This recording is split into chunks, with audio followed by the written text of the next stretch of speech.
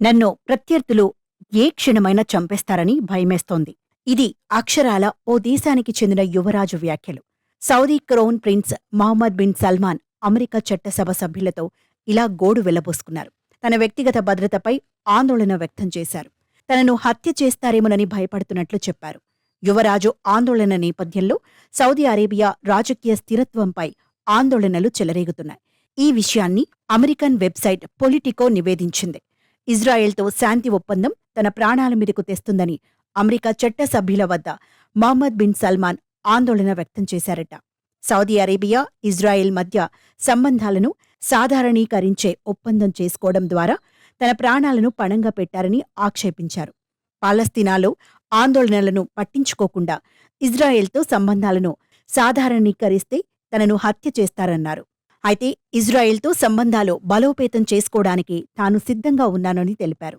ఇందులో భాగంగానే America, Saudi అరేబియాతో రక్షణ ఒప్పందం, పౌర అణు కార్యక్రమం, టెక్నాలజీ రంగంలో పెట్టుబడులు వంటివి జరిగాయి.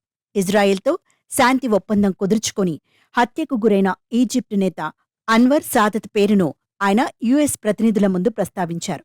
తన భద్రత పట్ల ఆందోళన వ్యక్తం చేయటంతో పాటు అన్వర్ సాదత్ను కాపాడేందుకు అమెరికా తీసుకున్న చర్యలపై ఆరా తీసినట్లు తెలుస్తోంది.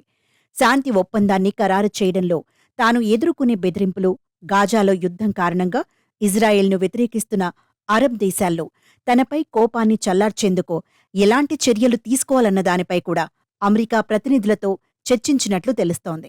తాజాగా తూర్పు గాజాలోని పాఠశాలపై ఇజ్రాయెల్ చేసిన దాడిలో 100 మందికి పైగా మరణించారు.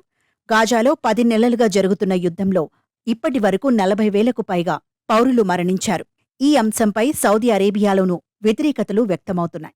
ఓవైపు ఇస్లాం మత ప్రదేశాల స్థలాల సంరక్షకుడిగా ఉన్న తనకు స్వదేశంలోని వ్యతిరేక పవనాలు వీస్తున్నాయని, ఏ వైపు నుంచి ఏ ప్రమాదం ముంచుకొస్తుందోనని భయపడుతున్నట్లు మహమ్మద్ బిన్ సల్మాన్ ఆవేదన వ్యక్తం చేశారు. ఓ యువరాజై తనకు ప్రాణభయం ఉందనడం సౌదీ రాజకీయాల్లో సంచలనం సృష్టిస్తోంది.